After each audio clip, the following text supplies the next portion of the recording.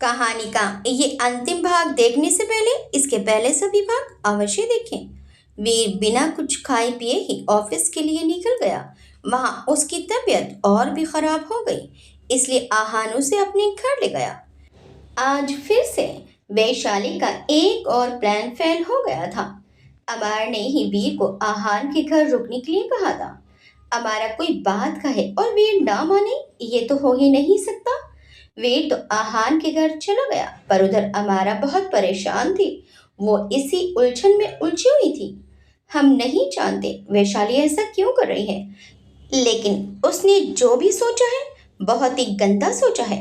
अगर नानी सा और माँ सा उसकी चाल की हिस्सेदार है तो बहुत ही गलत बात है। हम ऐसा नहीं होने देंगे। हमें कुछ ना कुछ करना होगा। हम वीर को किसी के भी षड्यंत्र का हिस्सा नहीं बनने देंगे। अमर ने अभी तक कुछ नहीं खाया था। वो खोई हुई सी थी। तभी कमरे में सुनंदा जी के पैर पड़े। तुमने खाना क्यों नहीं खाया आज? उन्होंने अमारा को देखते हुए कहा। हमें भूख नहीं है मौसी जी, अमार ने धीरे से कहा। तुम्हें कल से देख रही हूँ, शायद तुम कुछ परेशान हो। बोलो क्या बात है? सुनंदा जी थोड़ी नर्म होकर बोली। अमारा उन्हें क्या बताती? अगर वो इस समय चुप रही तो वो वीर को खो देगी, और ऐसा वो हरगिज नहीं होने देगी। इसलिए उसने कुछ कुछ बातें उन्हें बता दी। उसने वैशाली से वीर के रिश्ते की बात भी मासी जी को बता दी, जो कि नानी सा और नर्मदा जी चाहती थी। अमारा की बात सुनकर मासी को बहुत बड़ा झटका लगा।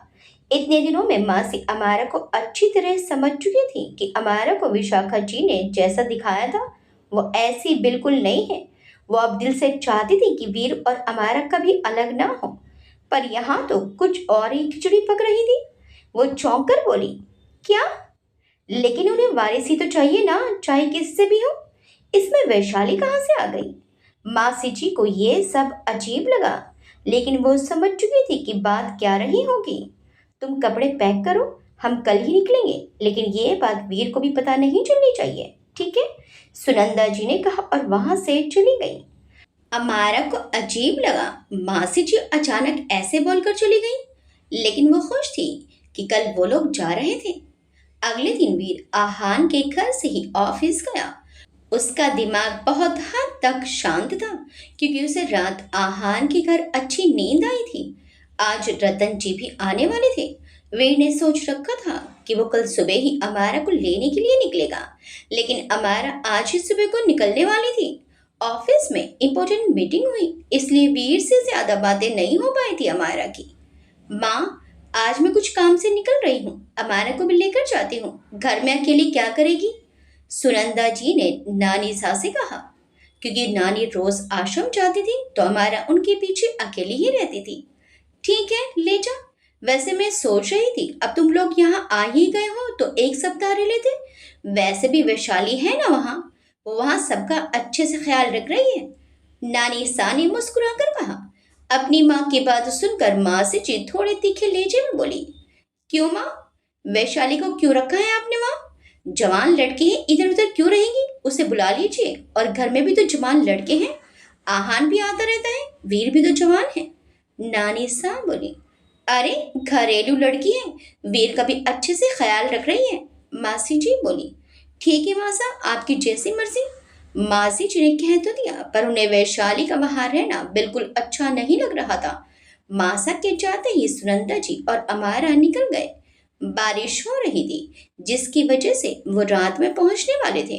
कम से कम 11 तो बजने ही वाले थे। वीर घर आया। वो आज बहुत ही ज्यादा थका हुआ था।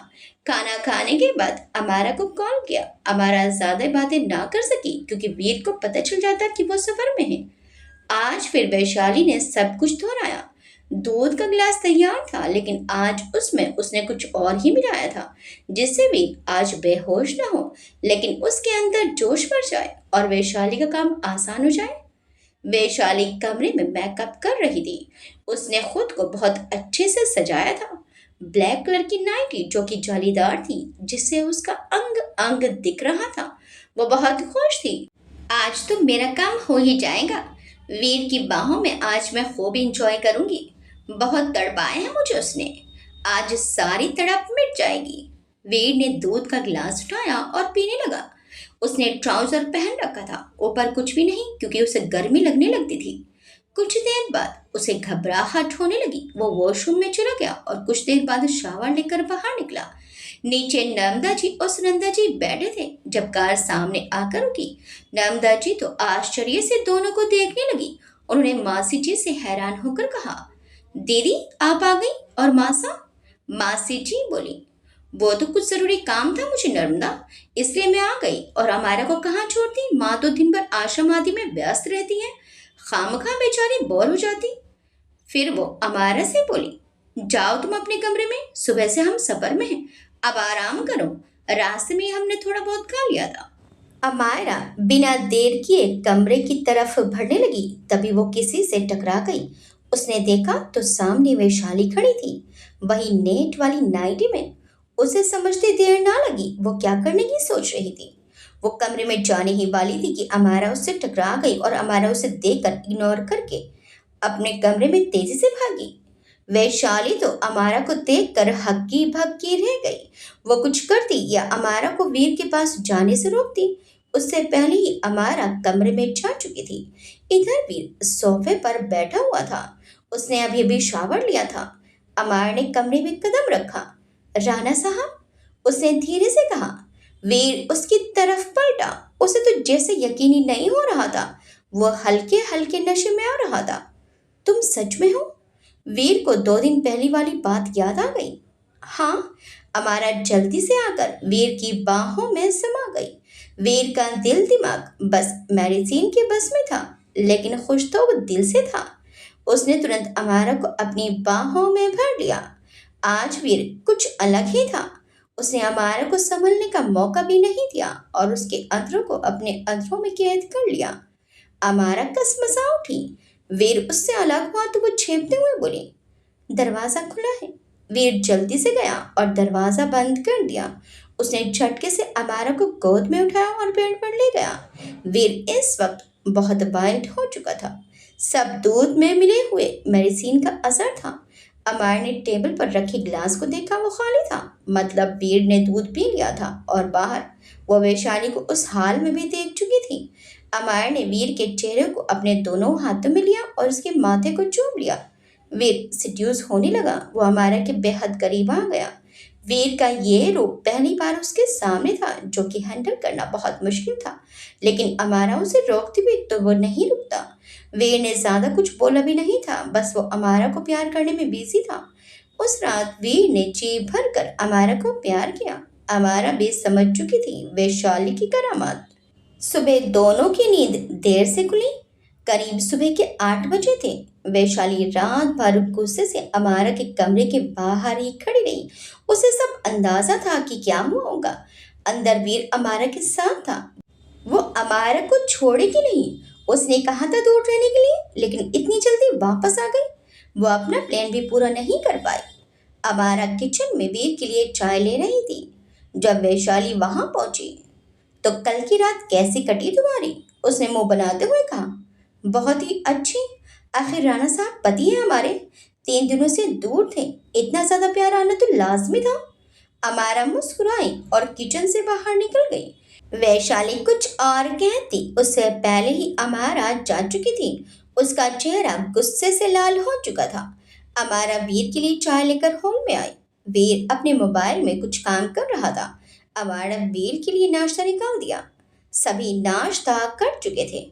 नानीसा ने सुनंदा जी को फोन किया था। वो काफी नाराज हुई थी सुनंदा जी की ऐसी हरकत की वजह से। खैर, सुनंदा जी ने बहाना बना लिया कि उन्हें बहुत जरूरी काम था, जिसकी वजह से उन्हें जल्दी वहां से निकलना पड़ा।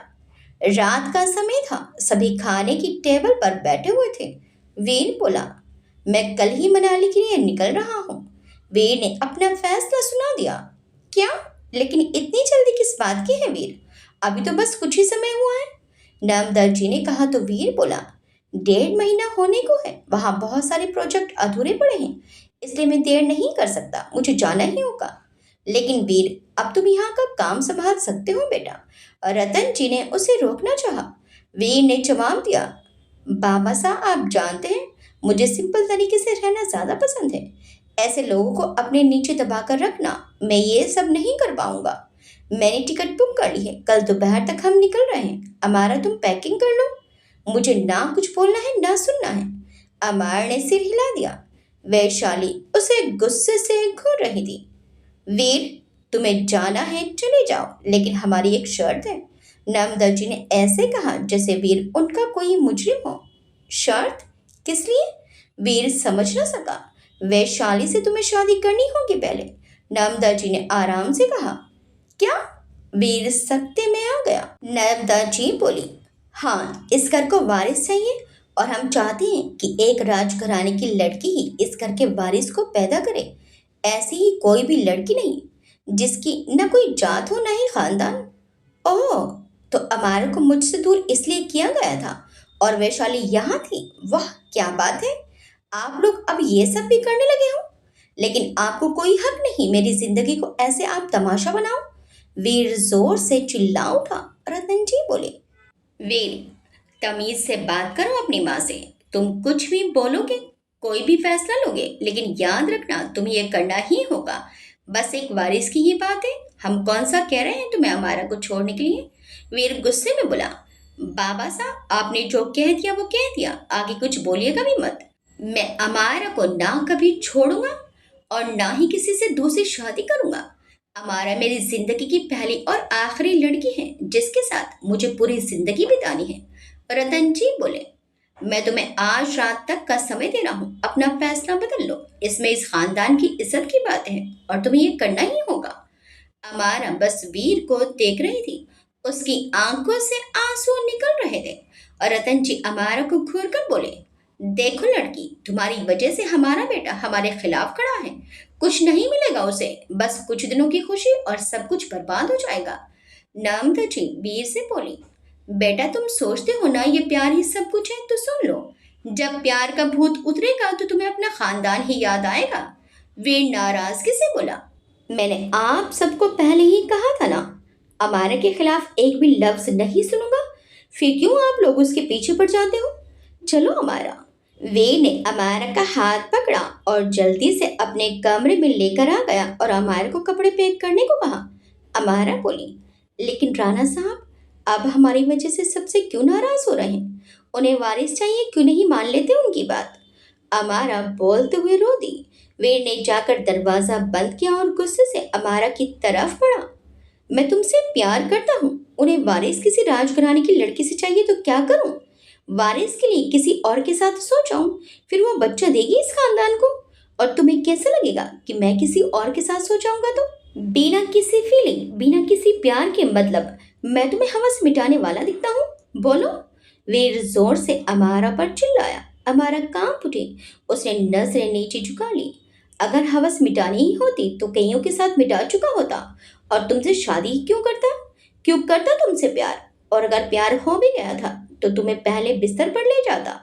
वीर की बात सुनकर अमारा चुप हो गई, उसका दिमाग शून्य हो गया था। हम कल सुबह को निकल रहे हैं, सो जाओ। वीर बोलकर वॉशरूम में चला गया। वो देर तक शावर के नीचे खड़ा रहा। बाहर अमारा सोफे पर बैठी हुई सो चुकी थी। वीर ने उसे गोद में उठाया और बिस्तर पर सुला दिया। अमार ने वीर को जोर से गले लगा लिया। वीर ने उसके सिर को सहलाया और बगल में लेट गया। उसे कल रात की सारी बातें याद आने लगी। वो कितना वाइल्ड हो चुका था कल रात। क्या अमारा से दूर रहने की वजह से उसके साथ ऐसा हुआ था, या फिर कुछ और बात थी? सुबह जल्दी ही अमारा उठ चुकी थी। वो नीचे मंदिर में आई तो नर्मदा जी ने उसे मंदिर में घुसने नहीं दिया। नर्मदा जी गुस्से में बोली, तुम्हें बहू माना था कुछ हद तक, लेकिन कल के बाद तुमने वो सारे हक खो दिए। अरे क्या मांगा था तुमसे? बस यही ना कि वैशाली को वीर के करीब जाने दो। दोनों की शादी हो जाती तो बच्चा तो तुम्हारी गोद में ही आता ना। मैंने ये तो नहीं कहा था कि वीर तुम्हें छोड़ दे, लेकिन नहीं, तुम्हें तो बस इस घर को तोड़ना था और मेरे इकलौते बेटे को अपना गुलाम बनाना था। ओह, तो इसलिए भेज दिया था आपने उसे नानिसा के साथ। वीर भी नीचे आ चुका था, उसने सारी बातें सुन ली थी। वो गुस्से में बोला, मुझे शुरू से ही वैशाली कुछ अजीब लगी थी। इनफैक्ट उसने मेरे दूध में 3 दिनों से कुछ मिलाया था। वीर ने चिल्लाकर कहा। क्या? नर्मदा जी सख्ते में आ गई। क्या बोल रहे हो तुम? वीर गुस्से में बोला, आप पूछिए उससे। और हाँ, तुम हमारा, हम अभी निकल रहे हैं। अब इनमें से किसी की भी कोई बात सुनने की जरूरत नहीं है। वीर ने अमारा का हाथ पकड़ा और वो अमारा को लेकर निकल गया। वैशाली, तुमने क्या किया था? वीर के इल्जाम लगाने और उसके बाद उसके चले जाने से नर्मदा जी का गुस्सा सातवें आसमान पर था। वैशाली हिचकिचाते हुए बोली, कुछ भी नहीं, मैं क्या करूंगी आंटी? तभी वहां एक दासी आकर बोली, वो छोटी रानी सा। बोलो, नर्मदा जी ने कहा। दासी बोली, वो तीनों दिन मैंने इन्हें देखा था वेर सा के दूध में नशीली दवा मिलाते हुए। माफ कीजिएगा छोटी मुंह बड़ी बात, लेकिन वेरसा की तबीयत खराब हो गई इसलिए मैंने आपको बता दिया। वैशाली ने दासी को खा जाने वाली नजरों से घूरा। नशीली दवा? तुम पागल हो गई थी? क्या जरूरत थी तुम्हें ये सब करने की? बोलो। सुनंदा जी ने वैशाली का हाथ पकड़ा और कमरे में ले गई और पूछा, अब बोलो, ऐसे सबके सामने नहीं, ये पता नहीं क्या करने के बारे में सोच रही थी। सुनंदा जी को वैशाली पर बहुत गुस्सा आ रहा था। बोलो वैशाली, क्यों किया तुमने ऐसा? क्यों मिलाया वीर के दूध में ये सब? सुनंदा जी सख्ती से बोली। वैशाली की पोल खुल चुकी थी और अब कुछ भी छुपाना बेकार था, इसलिए वैशाली बोली, आप लोग चाहते थे कि मैं वीर को अपना बना लूं, उन्हें शादी के लिए मना लूं, लेकिन ये सब करना इतना आसान था क्या? अरे वो अमारा से पागलों की तरह प्यार करते हैं। पहली रात जब मैंने उन्हें फर्स्ट डोज दिया था तो ही रात को अमारा अमारा बड़बड़ा रहे थे। उन्हें बस अमारा चाहिए, चाहे कुछ भी हो जाए। ऐसे कैसे मैं उन्हें हासिल कर पाती? इसलिए उसकी साड़ी पहनी और उनके पास गई। सब कुछ ठीक था, वो मेरे करीब भी आ जाते, लेकिन अफसोस मैंने डोज ज्यादा दे दी थी। दूसरी रात तो उन्होंने मुझ पर गुस्सा किया और दरवाजा अंदर से लॉक कर लिया। मैंने फिर भी हार नहीं मानी, लेकिन तीसरे दिन वो आहान के घर रुक गए और मेरा प्लान फेल हो गया। और चौथी रात तो वो अमारा आ गई। उसकी बातें सुनकर सुनंदा जी गुस्से में बोली, नर्मदा, तुम और मासा ने ऐसी लड़की ढूंढ रखी थी वीर के लिए? वाह, जो वीर को पाने के लिए इतनी गंदी सोच रखती है तो उसे पाने के बाद क्या करती? और वीर, तुमने सोचा भी है अगर उसने नशे में भी ऐसा कुछ किया होता तो क्या कहता हमारा से? क्या कहता हम सब से? मुझे बिल्कुल अंदाजा नहीं था दीदी, वैशाली ऐसी कोई हरकत करेगी। मैं ऐसा कुछ सोच भी नहीं सकती थी। नर्मदा जी सदमे से बोली। सुनंदा जी वैशाली को घूर कर बोली, अच्छा ही हुआ वो लोग चले गए। वीर का गुस्सा लाजमी था। मैं भी कल निकल जाऊंगी। मुझे भी ये सब अच्छा नहीं लगा। दोनों की शादी हो गई है, अब उन्हें दूर करना कहाँ की समझदारी है? वीर घर से गुस्से से निकला था। दोनों ने ना कुछ खाया था ना पिया था। वो करीब 2 घंटे का सफर तय कर चुके थे। राणा साहब, अमार ने धीरे से कहा। "हम्म।" वीर ने अपना दिमाग कुछ हद तक शांत किया। हम कहीं रुक जाए थोड़ी देर, हमें भूख लगी है। वीर को याद आया कल रात में भी अमार ने कुछ नहीं खाया था। वीर तो कुछ हद तक खा चुका था जब बहस होने लगी थी। वैसे भी बारिश बहुत तेज होने वाली थी। वो दोनों फ्लाइट से निकलने वाले थे दोपहर को, लेकिन सुबह सुबह तमाशे के बाद वीर 1 मिनट भी वहां रुकना नहीं चाहता था। वो दोनों एक कॉटेज के सामने रुके। बारिश भी होने वाली है, यहीं रुकना सही होगा। वीर ने एक कमरा ले लिया क्योंकि बारिश तेज हो रही थी। अमारा को असल में भूख नहीं लगी थी, उसे बस वीर की फिक्र थी, इसलिए वो उसका दिमाग थोड़ा शांत करना चाहती थी। वो दोनों कमरे में ही लंच कर रहे थे। दोनों ने चुपचाप थोड़ा सा ही खाया। बाहर बारिश बहुत तेज हो रही थी, हवाएं भी बहुत तेज चल रही थी। अमार ने वीर के कंधे पर सिर रख लिया और बोली, हमसे नाराज हैं आप? थोड़ा सा। तुमने काम ही ऐसा किया है। तुम्हें पता है जिस दिन तुम आई थी परसों, उस दिन मैं तुम्हारे साथ कितना वाइल्ड हो चुका था। मैंने खुद को कितनी बार रोका था, लेकिन रोक नहीं पा रहा था। कुछ भी मेरे बस में नहीं था। मैं तुम्हें लगातार तकलीफ दे रहा था, मुझे एहसास हो रहा था, लेकिन मेरा खुद पर कोई कंट्रोल नहीं था। तभी मैं समझ चुका था मेरे साथ जरूर कुछ हुआ है। और फिर मुझे याद आया, जब जब मैं दूध पीता हूँ मुझे कुछ याद नहीं रहता। लगता है मैं सपने में जा रहा हूँ। वीर ने बोलते हुए अपना सिर पकड़ लिया। अमारा रुंधे गले से बोली, हमें ये सब पता नहीं था वो ऐसा कुछ करेगी, वरना हम कभी जाते ही नहीं। हमने मासी जी को ये सब बताया था, लेकिन हम पूरी तरह से कंफर्म नहीं थे, इसलिए वो हमें जल्दी से बिना किसी को बताए आपके पास ले आई। वीर को बहुत बुरा लगा। उसके घर में अमारा के साथ इतना बुरा बर्ताव किया जा रहा था। कुछ समय रुककर अमारा और वीर वहां से निकल गए। शाम तक दोनों मनाली पहुंच चुके थे। वीर ने वहां पहुंचकर चैन की सांस ली। दोनों ने खाना खाया और अब दोनों आराम कर रहे थे। वीर ने अमारा के सिर को अपने कंधे पर रख लिया था। अब कोई जरूरत नहीं है उनकी कोई भी बात सुनने की, समझी? मुझे अब उनसे बात भी नहीं करनी, वीर ने गुस्से से कहा तो अमारा बोली, हम मानते हैं राणा साहब, गलती हुई है, लेकिन ऐसे परिवार से दूर रहना कहाँ की समझदारी है। वीर को अब अमारा पर भी गुस्सा आने लगा। तुम्हें समझ में आ रहा है तुम क्या बोल रही हो? वो लोग क्या करने वाले थे? मुझे किसी और के साथ बांट सकती थी तुम, है ना? अमारा भरे गले से बोली, हम बस किसी भी तरह की कोई लड़ाई नहीं चाहते। आप हमारी वजह से अपने परिवार से दूर हो जाएं, हम ये नहीं चाहते। 26 सालों से उनसे दूर हूं मैं। मेरा मन ही नहीं करता उनके साथ रहूं। उस समय तो दुनिया में तुम्हारा नामो निशान नहीं था। फिर भी उनके नियम मुझे पसंद नहीं थे। उनकी बातें मुझे अच्छी नहीं लगती थी। वो हमेशा सिर्फ थोपते हैं अपने नियम, और मैं उसका हिस्सा नहीं बन सकता। इसलिए तुम चुप रहो इन मामलों में। मैं तुम्हें डांटना नहीं चाहता, लेकिन तुम भी अगर ऐसा करोगी तो किसके पास जाऊं बोलो? तुम ही मुझे नहीं समझोगी तो कौन समझेगा बोलो? वीर बहुत इमोशनल हो चुका था। अमार को अपनी गलती का एहसास हुआ। वो भीगी आंखों से बोली, हमें माफ कर दीजिए, हमारा वो मतलब नहीं था। अब हम ऐसा कुछ नहीं कहेंगे जिससे आप दुखी हो। वीर ने कुछ नहीं कहा, बस अमारा को गले लगा कर सो गया। वो बस सुकून चाहता था और अमारा के साथ एक सुकून भरी जिंदगी जीना चाहता था।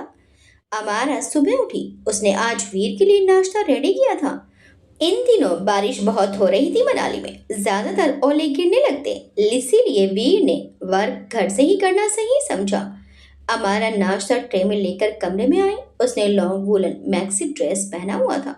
वीर अभी अभी उठा था।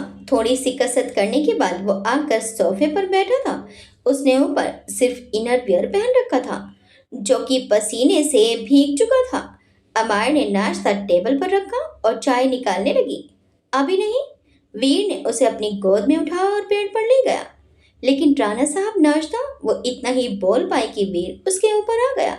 अमारा की तुझे से सांसें ही थम गई। अभी जितने दिनों तक मेरा काम घर से होगा तुम्हें उतना ही तंग करूंगा। अच्छा, तो फिर काम कब होगा? अमार ने उसके बालों को सहलाते हुए कहा, काम तो कभी भी हो जाएगा, लेकिन सुबह का रोमांस सिर्फ सुबह को ही होगा। बाहर देखो कितनी बारिश हो रही है। ये साउंड माहौल को और रोमांटिक बना रहा है। अमारा उठने की कोशिश करने लगी। पहले नाश्ता, फिर वीर ने उसे और जोर से पकड़ लिया और बोला, ठीक है, लेकिन आज की शाम हम व्हाइट हाउस में रुकेंगे। वहां कोई डिस्टर्ब करने वाला नहीं होगा। अमारा मुस्कुराकर बोली, अच्छा, तो आपने सारी तैयारियां कर ली हैं? वीर उसके माथे को चूमते हुए बोला, हाँ, बहुत सारी तैयारियां की हैं। तुमने बहुत सताया है मुझे, अब मैं सताऊंगा? अमारा चेप गई। आप पहले नाश्ता कीजिए। इधर रजतपुरा में मीना जी इन दिनों बहुत खुश थी। आखिर मेरी बेटी को भगवान कितने दुख देता, इतना तो सहा है उसने। अब जाकर खुशियां आई हैं। भगवान बस सब कुछ अच्छा ही करे।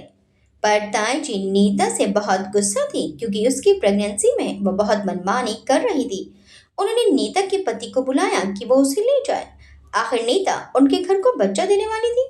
नीता भी अपनी माँ की रोज रोज की किचकिच से परेशान हो चुकी थी। ऊपर से अमारा का घर बस चुका था। मीना जी भी अब खुश रहने लगी थी। उसे भी लगा उसकी लाइफ अमारा जैसे तो है नहीं कि कोई सच का वीर जैसा राजकुमार आए और उसे अपने साथ ले जाए। क्योंकि अमार ने क्या क्या सहा था ये गांव में अब सबको पता था, इसलिए वो भी तैयार हो गई जाने के लिए। चलो अच्छा हुआ नीता को थोड़ी अकल आई, वरना कितनी दिक्कत हुई है मुझे ही मालूम है। ताई जी सोफे पर पसरते हुए बोली, हाँ दीदी, वरना नीता की शादी में जितनी दिक्कतें हुई हैं, ऊपर से उसकी उम्र भी हो गई है। अब समझदार नहीं बनेगी तो कब बनेगी? मीना जी ने भी मौका देखकर कहा, हाँ हाँ मीना, वैसे दोनों बेटियां अच्छे घर में गई हैं, दोनों को अच्छा पति भी मिला है। ताई जी ने बात बदली। देखते देखते 6 महीने बीत चुके थे। वीर ने एक सुपरमार्केट मनाली में खड़ा किया था, जो कि अमारा के नाम से था। वीर ने 2 NGO भी खोले थे जिसमें गरीब और लाचार लोगों के लिए हर चीज की व्यवस्था थी। इन 6 महीनों में ही वीर का नाम इंडिया के बड़े बिजनेसमैन में गिना जाने लगा था। मासी जी को भी अब अमारा से कोई गिला शिकवा नहीं था। वीर जब ऑफिस जाता अमारा उनका ख्याल रखती। अब कभी कभी मीना जी और किशन जी भी आ जाते उनसे मिलने। पर वीर अब तक भी अपनी माँ सा और बाबा सा से नाराज था। वो घर पर बस दादी सा से बात करता था। माँ सा और बाबा सा से कोई बात नहीं करता था।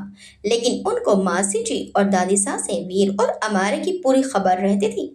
वो वैशाली की वजह से बहुत शर्मिंदा थे। उन्होंने अब अमारा को ही अपनी बहू के रूप में स्वीकार कर लिया था। पर बस अभी वीर के गुस्से को ठंडा होने देना चाहते थे। और ये तभी होता जब थोड़ा समय बीत जाता। कहते हैं वक्त बड़े से बड़ा जख्म भर देता है।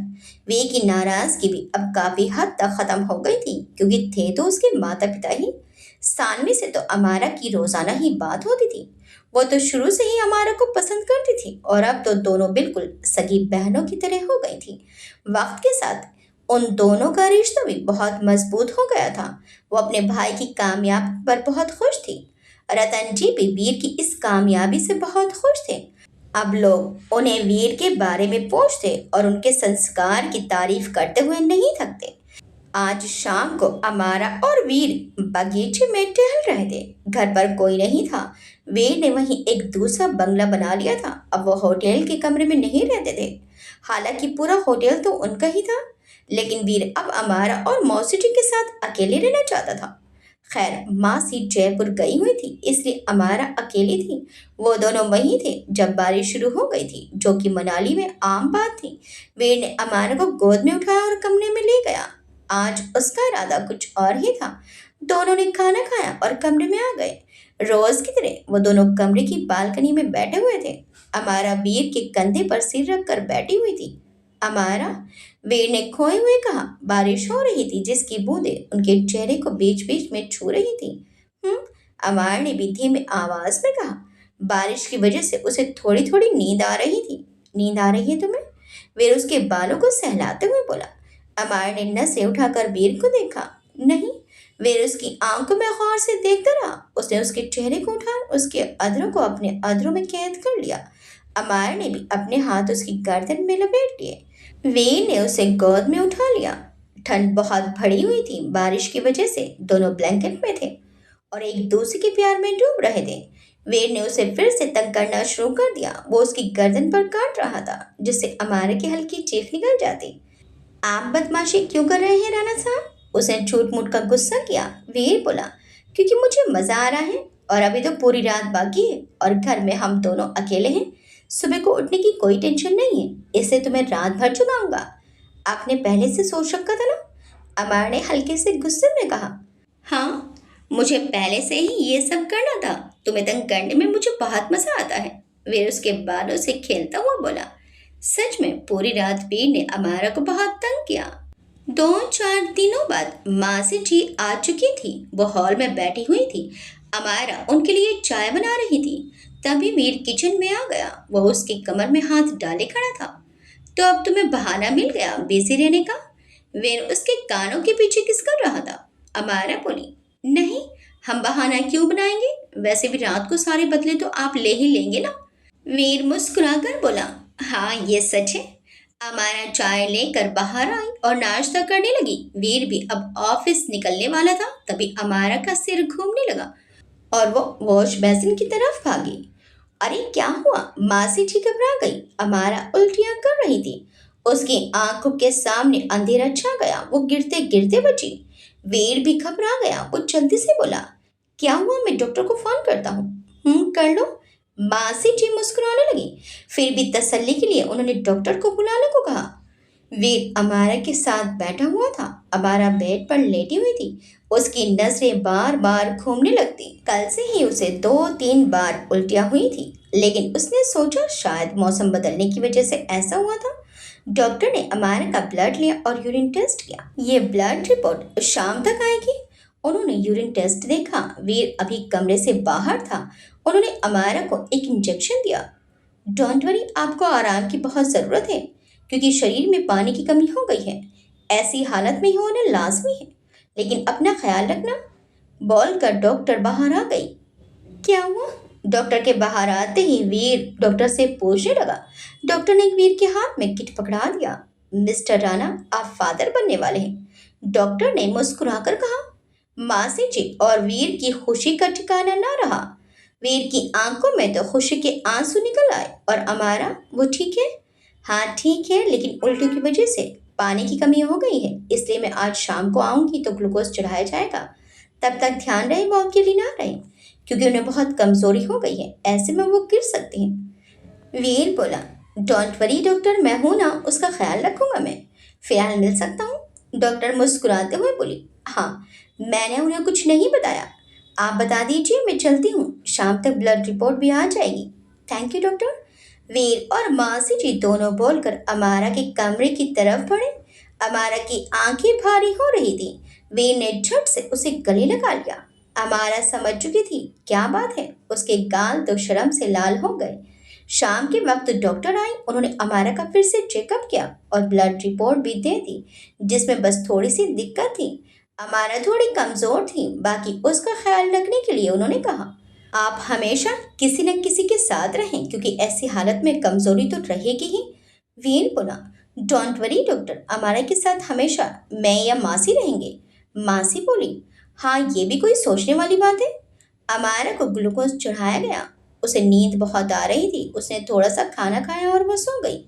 वीर बहुत खुश था। उसने अमारा के चेहरे को देखा और उसके माथे को चूम लिया। सुबह मॉर्निंग सिकनेस की वजह से अमारा थोड़ी बीमार हो जाती थी, बाकी वो ठीक थी।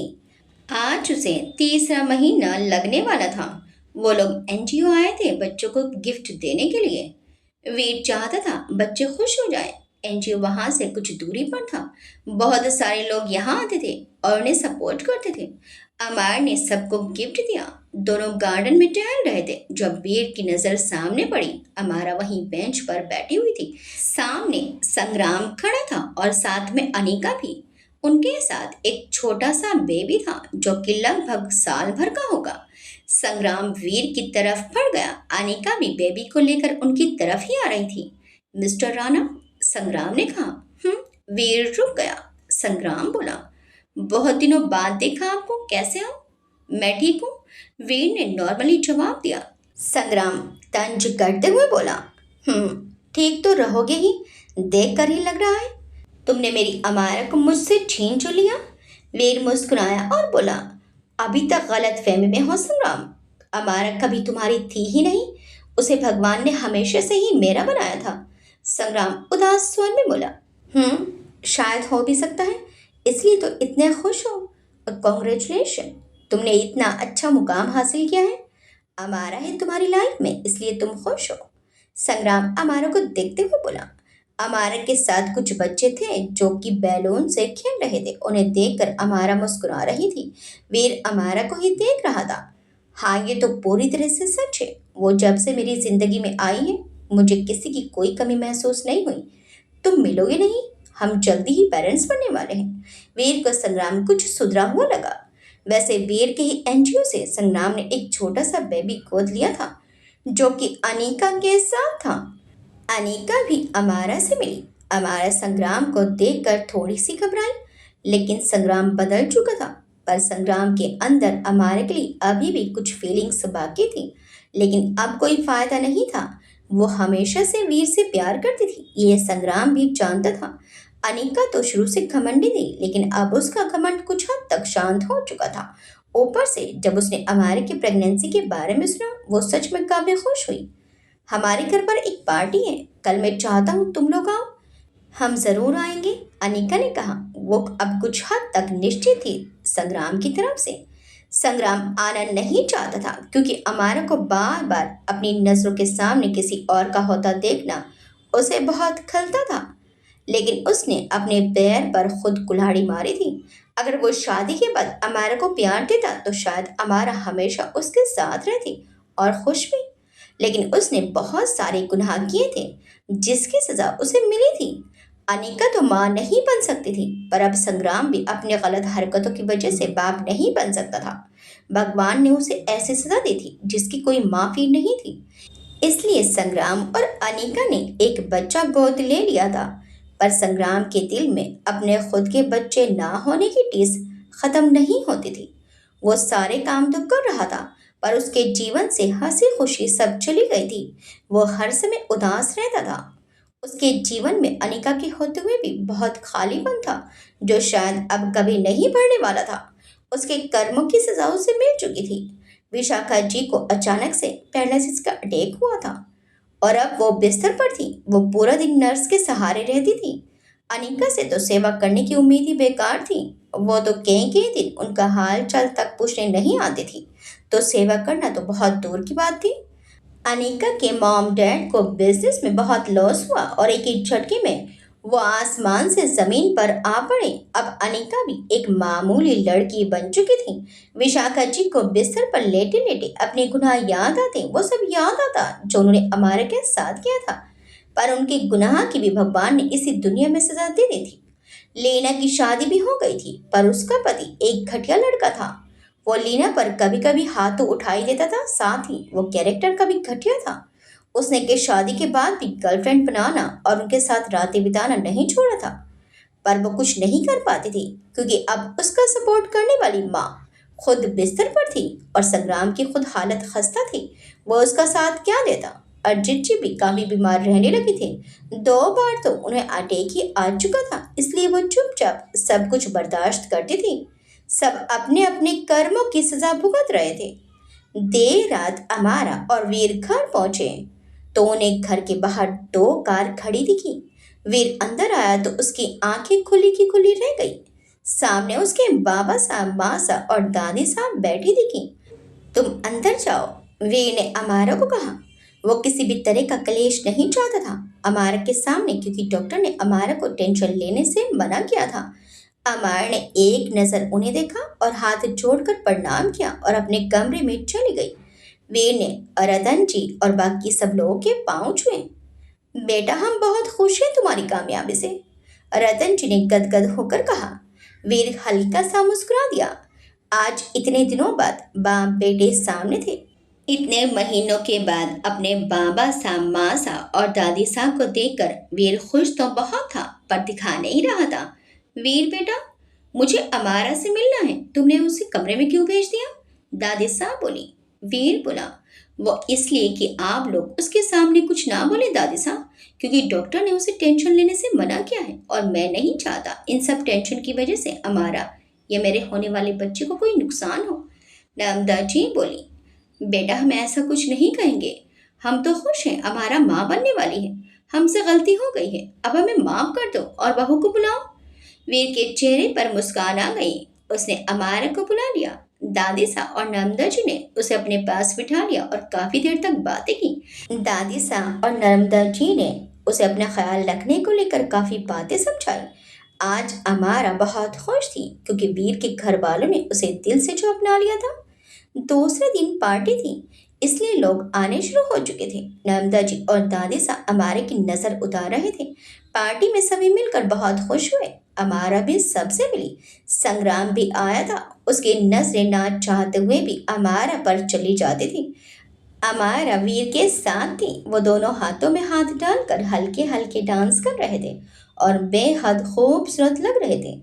पार्टी देर रात तक चली। संग्राम और अनीका वहीं रुक गए थे। अमारा बहुत थकी हुई थी। वीर ने उसके पैरों को अपनी गोद में रखा और हल्के हल्के दबाने लगा। अमारा बोली, आप ये क्या कर रहे हैं? ऐसे हमारे पैर मत छुइए। वीर मुस्कुराकर बोला, अच्छा क्या होता है ऐसे करने से, जरा बताना मुझे। अमारा बोली, पति पत्नी के पैर नहीं छूते, समझे? वीर बोला, अच्छा ये किसने कहा? ऐसा कुछ नहीं होता। जब मैं तकलीफ में रहूं तो तुम मेरी सेवा करती हो। तो तुम अभी प्रेग्नेंट हो। मुझे कितनी बड़ी खुशी दी है तुमने, तो मैं क्यों ना तुम्हारे पैर दबाऊं? ऐसा नहीं होता जान। अमार ने आंखें सिकोड़ी और बोली, ठीक है तो हमारे हाथ कौन दबाएगा? अमार ने अपने हाथों को आगे कर दिया। वीर ने उसे अपनी गोद में बिठाया और उसके हाथों को दबाने लगा। वीर उसके हाथ दबाते हुए बोला, तुम बहाना बना रही हो ताकि तुम्हारे पैर छोड़ दूं, लेकिन ऐसा कुछ नहीं होगा। मेरा बच्चा और मेरी बीवी दोनों को कोई तकलीफ नहीं होनी चाहिए। अमारा बोली, अच्छा आप भी थक गई है ना, चलिए सो जाइए। हमें आपके कंधे पर सोना है। अमार ने वीर के कंधे पर सिर रख लिया। वीर उसका सिर सहलाता रहा। कुछ देर बाद अमारा सो चुकी थी। वो बस अमारा को ही देख रहा था। सभी खुश थे, अमारा भी खुश थी। अब बस जिंदगी खुशियों के साथ बीतने वाली थी। वीर ने अपनी आंखें मूंद ली और मुस्कुरा उठा। उसकी मुस्कुराहट की वजह बस अमारा थी। जब से उसकी जिंदगी में आई थी वीर खुश था। आज तो उसकी फैमिली भी अमारा से खुश थी और वो उन्हें देखकर खुश था। समय बीतते पता कहाँ लगता है। आज अमारे की प्रेगनेंसी को पूरे 9 महीने बीत चुके थे। डिलीवरी के आखिरी समय में जयपुर से सभी यहाँ आए हुए थे। सानवी भी आई थी। उसे भी अपने भतीजे या भतीजी से जल्दी से मिलना था। आज रसोई में नर्मदा जी और दादी सास सुबह से ही लगी हुई थी। वो अमारे के लिए दाल बाटी चूरमा और घेवर बना रही थी। अमारा को इन सब डिशेस के बारे में कुछ मालूम भी नहीं था, लेकिन ये वीर को बहुत पसंद थे और जब वीर होने वाला था तो दादी सा नर्मदा जी को यही बनाकर खिलाती थी। इसलिए वो चाहती थी कि अमारा भी ये सब खाए। वीर इन दिनों सारा काम घर से ही कर रहा था। वो अमारा के साथ ही रहता था। अमारा कमरे में बैठी हुई थी और वीर उससे बातें कर रहा था। तभी नीचे से सानवी आ गई। उसने दोनों को साथ में चलने को कहा। भाभी साहब चलिए, आपके लिए आज कुछ स्पेशल है। सानवी ने मुस्कुरा कर कहा। हमारे लिए? अमारा भी मुस्कुरा उठी। सानवी बोली, हाँ आपके लिए। वीर अमारा को सहारा देकर ले आया क्योंकि उसका 9वां महीना चल रहा था। उसे चलने में अब दिक्कत होने लगी थी। अमारा नीचे आई। सभी मिलकर खाना खाने लगे। अमारा को सच में ये डिशेस पसंद आई। वीर बहुत खुश था। जाने कितने दिनों के बाद उसे आज ये खाने के लिए मिले थे, ऊपर से दादी सा और मासा के हाथों से। सानवी बोली, देखिए दादी सा कितना प्यार करती हैं भाभी सा और भाई सा से कि उन्होंने अपने घुटनों के दर्द को भी टाटा बाय बाय कर दिया। सभी सानवी की बात सुनकर हंसने लगे। शाम हो चुकी थी। अमारा को वीर गार्डन में टहला रहा था। अमारा थक गई थी, लेकिन डॉक्टर ने उसे चलने के लिए कहा था। आज रात भर अमारा बेचैन थी। उसकी सांसें बहुत तेज हो जाती बार बार। क्या हुआ अमारा, तुम ठीक हो? वीर उठकर उसके सिर को सहलाने लगा। अमारा बोली, राणा साहब, हमें बहुत बेचैनी महसूस हो रही है। पेट में दर्द भी हो रहा है।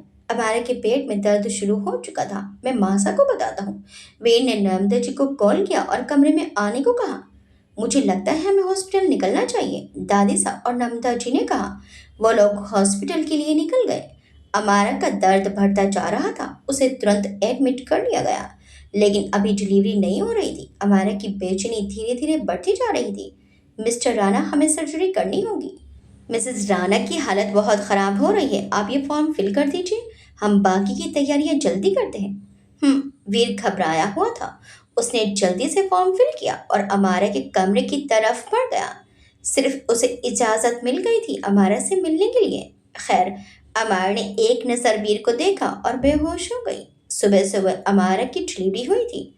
अमार ने एक बेटे को जन्म दिया था जो कि अच्छा खासा हेल्दी था, इसलिए शायद डॉक्टर्स ने सर्जरी चुना था। खैर, अमारा अभी होश में नहीं थी। कॉन्ग्रेचुलेशन मिस्टर राणा, बेटा हुआ है। डॉक्टर ने वीर की गोद में बच्चे को थमा दिया। सभी की आंखों से खुशी के आंसू निकल पड़े। अमारा, डॉक्टर वो ठीक है ना? वीर ने झट से कहा। हाँ, अभी ड्रेसिंग ही हो रही है और वो जल्दी होश में आ जाएगी।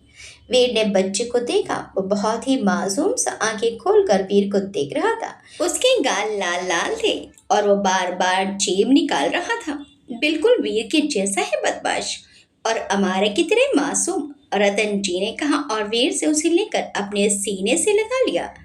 सभी अमारा से मिलने के लिए उतावले थे। फिर बच्चे को भी माँ के पास जाना था, लेकिन फिलहाल डॉक्टर ने अमारा को फीड करवाने के लिए मना किया था क्योंकि अमारा अभी बहुत ज़्यादा कमज़ोर थी। ऊपर से हिल भी नहीं सकती थी क्योंकि उसकी सर्जरी हुई थी। खैर, अमारा को होश आ गया और सभी उससे मिलने पहुंच गए। वीर ने उसके सिर को चूम लिया। थैंक यू इतना प्यारा समय भी देने के लिए। अमारा हल्का सा मुस्कुरा दी। उसे देखा बेबी उसे ही देख रहा था। इतना छोटा सा बच्चा उसने पहली बार देखा था। कितना क्यूट सा था। बेटा तुम आराम करो, हम सब यही हैं। वीर, तुम अमारा का ख्याल रखो बेटा। नर्मदा जी घर जाना चाहती थी। वो अपनी बहू और पोते का स्वागत बड़ी धूमधाम से करना चाहती थी। कितनी मुश्किलों के बाद इतनी बड़ी खुशी आई थी। नर्मदा जी ने मीना जी को भी फोन किया और बधाई दी। वो भी जल्दी से जल्दी मनाली पहुंचना चाहती थी। अब नर्मदा जी और रतन जी काफी बदल चुके थे। वो ये बात बहुत अच्छे से समझ गए थे कि गुण और अवगुण का संबंध पैसे या राजघराने से नहीं होता। वो तो इंसान की अच्छाई और बुराई पर निर्भर करता है। कोई राजघराने में भी अवगुण लेकर पैदा हो जाता है, तो कोई गरीब घर में भी गुण लेकर पैदा हो जाता है। वैशाली राजघराने की थी, पर उसके अंदर अवगुण भरे पड़े थे। जबकि अमारा गरीब घर से थी, तब भी उसके अंदर संस्कार और गुण कूट कूट कर भरे हुए थे। इसलिए तो वीर उससे प्यार कर बैठा, और धीरे धीरे वीर के घर में भी सब अमारा के गुणों से प्रभावित हो चुके थे। अमार ने अपने अच्छे स्वभाव के कारण सबका दिल जीत लिया था। आज सभी के लिए यह खुशी बहुत बड़ी खुशी थी, जिसे वो साथ में जीना चाहते थे। वीर और अमारा एक साथ थे। वीर ने अमारा को थोड़ा सा सूप पिलाया। अमारा बेबी को गोद में लेना चाहती थी, लेकिन उसके हाथ में सलाइन लगा हुआ था, जिसकी वजह से सूजन भी थी। इसलिए वीर ने बेबी को अमारा के सीने पर रख दिया। देखते देखते खबरें सब तरफ फैल गई और सबकी बधाइयां आने लगी। संग्राम ने भी कॉल किया था, अनिका ने भी उन्हें बधाई दी। विशाखा जी को भी खबर मिल चुकी थी। इस समय संग्राम, अनिका और अर्चित जी उनके ही पास थे। तुम दोनों भी अपनी लाइफ में खुश रहो। मुझे भी समझ में आ गया है, किसी का बुरा करके हम खुश नहीं रह सकते, विशाखा जी ने कहा। विशाखा जी की तबीयत अब पहले से ठीक थी। वो थोड़ा बहुत चलने फिरने भी लगी थी अब। अजित जी बोले, हाँ विशाखा, मुझे भी रियलाइज हुआ हमने अमारा के साथ बहुत बुरा किया, लेकिन फिर भी मानना पड़ेगा, अमारा ने आज तक हमें एक बद्दुआ तक नहीं दी। लेकिन भगवान, उन्हें सब पता है, उन्होंने हमें मौका दिया है अपनी गलती सुधारने का। वैसे रतन का कॉल आया था, अगले हफ्ते वो पार्टी रख रहे हैं, तो हम सबको इनवाइट किया है, सभी चलते हैं उनकी खुशियों में शामिल होने। विशाखा जी बोली, हाँ चिच्ची, मुझे भी लगता है हम सबको जाना चाहिए। विशाखा जी भी अब सुधर चुकी थी। नर्मदा जी घर आकर बहुत बिजी हो गई थी। उन्होंने बड़े से बड़े डेकोरेटर को बुलवाया और पूरा घर सजवाया था।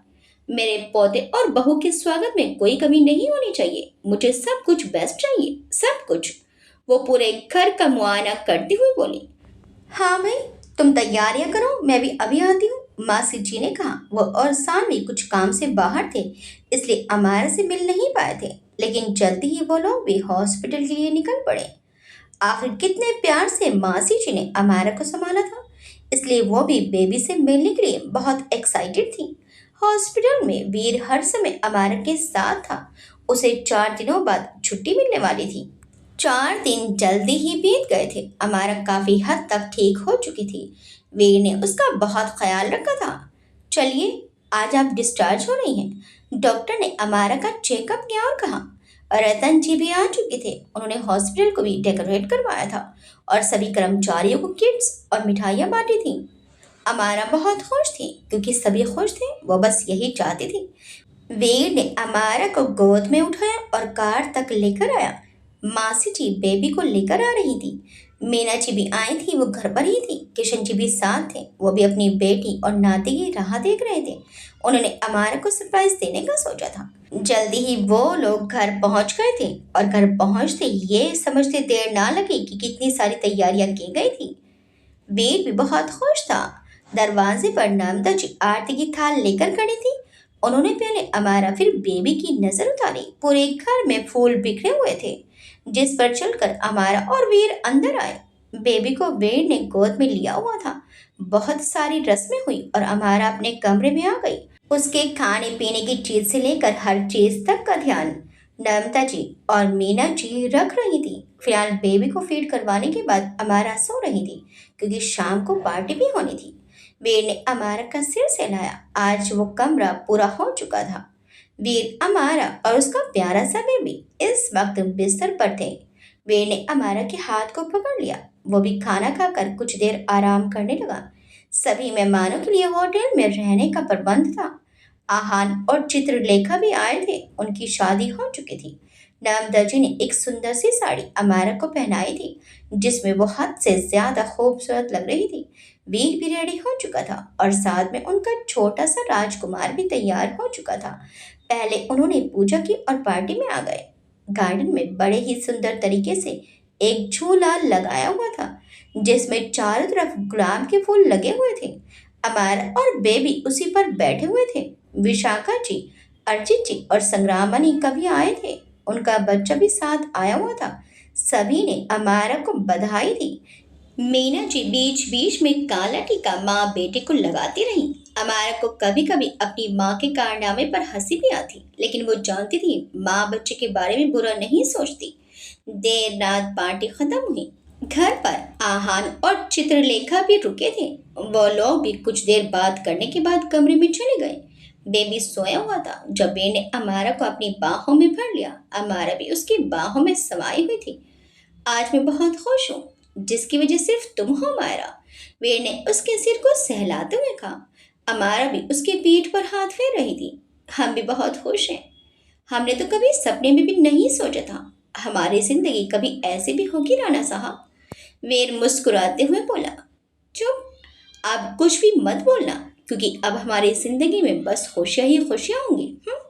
और अगर कोई मुसीबत आए भी तो साथ मिलकर लड़ेंगे और खड़े रहेंगे एक दूसरे के साथ हमेशा। अमायरा वीर को प्यार से निहारते हुए बोली। अगर आपके जैसा प्यार करने वाला हम सफर हो तो जिंदगी कभी बुरी होगी ही नहीं। हमने भगवान से हमेशा सच्चा प्यार मांगा था और आप हमें मिले। आपके आने के बाद हमने जितनी भी कठिनाइयां देखी सब हमें आसान लगी, क्योंकि आप हमेशा हमारे साथ हैं राणा साहब। वीर बोला, मैं ताउम्र तुम्हारे साथ हूँ जान, बस मुझे ऐसे ही प्यार करती रहना। वीर ने अपने होंठ उसके सिर से लगाया और चूम लिया। अमारा भी वीर की आंखों में देखती रही।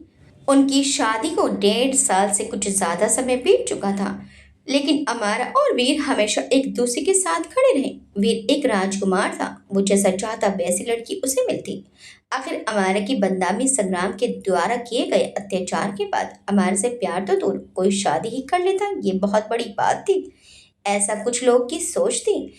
अमारा अभी भी यही सोच रही थी। वीर सो चुका था, लेकिन अमारा बस सोचती रही इस समाज के बेहुदा ख्याल के बारे में। इस समाज ने उसे जो दिया था कोई जरूरी नहीं हर लड़का संग्राम की तरह ही हो।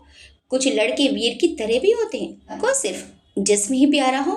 कुछ लड़कों के लिए बस रूह को चाहने ही काफी है। ऐसा ही था वीर, जिसने अमारा से प्यार किया, ना कि उसके जिस्म से।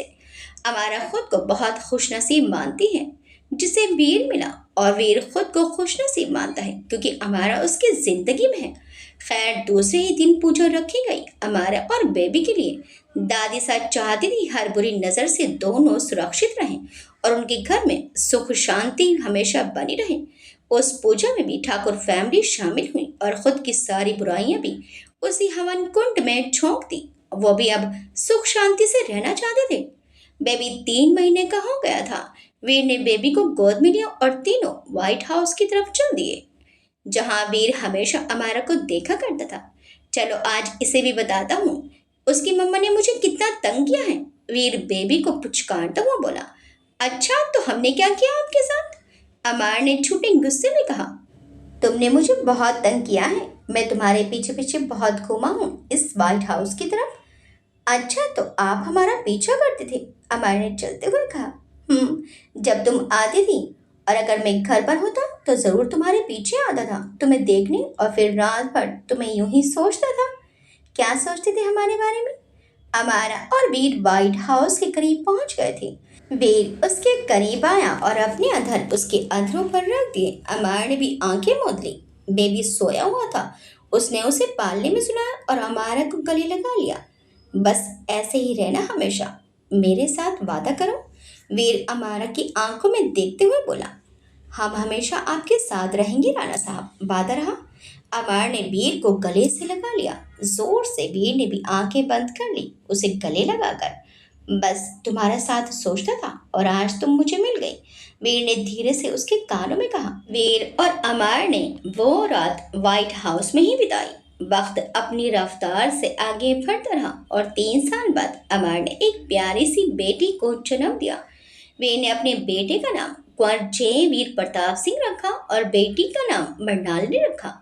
सानवी के पास भी एक बेटा है चित्रलेखा, और आहान के पास भी एक बेटा है जिसका नाम आरव है। वो और जयवीर दोनों बेस्ट फ्रेंड हैं। सब अपनी अपनी जिंदगी में खुश थे, सिवाय संग्राम को छोड़कर। उसका दिल आज भी खाली सा वीरान सा था, जिसे कोई आबाद नहीं कर सकता था। ये स्टोरी यहीं खत्म हुई। उम्मीद है आपको हमारा और वीर अच्छे लगे होंगे। ये स्टोरी सिर्फ लड़कियों और औरतों के लिए नहीं है, लड़कों के लिए भी है, ताकि संग्राम जैसी सोच रखने वाले अपना अंजाम देख लें। लड़कियां सिर्फ अपने घर वालों की ही जिम्मेदारी नहीं है, बल्कि सबकी हैं। वो किसी की माँ, बहन, पत्नी है, इसलिए उन्हें इज्जत दें। क्योंकि लड़कियां सबको भूल सकती हैं, लेकिन उसे नहीं भूल सकती जिसने उसे इज्जत दी हो। बाकी ये डिपेंड करता है कुछ लड़कियों की सोच पर भी। जैसे हर लड़का वीर नहीं होता, वैसे ही हर लड़की अमारा नहीं होती। हर बेटी के माता पिता को चाहिए कि वो हर परिस्थिति, हर हाल में अपनी बेटी के साथ खड़े रहें, उसका साथ दें, उस पर भरोसा रखें। अगर माता पिता ही उस पर भरोसा नहीं करेंगे, उसके साथ खड़े नहीं होंगे, तो कोई संग्राम जैसा इंसान उसकी जिंदगी बर्बाद कर देगा। उसके बाद पछताने के अलावा कुछ हासिल नहीं होगा। क्योंकि सबको वीर जैसा साथी मिल जाए तो बात ही क्या है। आपको ये कहानी कैसी लगी, हमें कमेंट्स करके ज़रूर बताइएगा। वीडियो अच्छी लगी तो वीडियो को लाइक, शेयर, सब्सक्राइब करना मत भूलिएगा। मिलते हैं एक नई अच्छी सी प्यारी सी खूबसूरत सी कहानी के साथ। Till then, bye bye.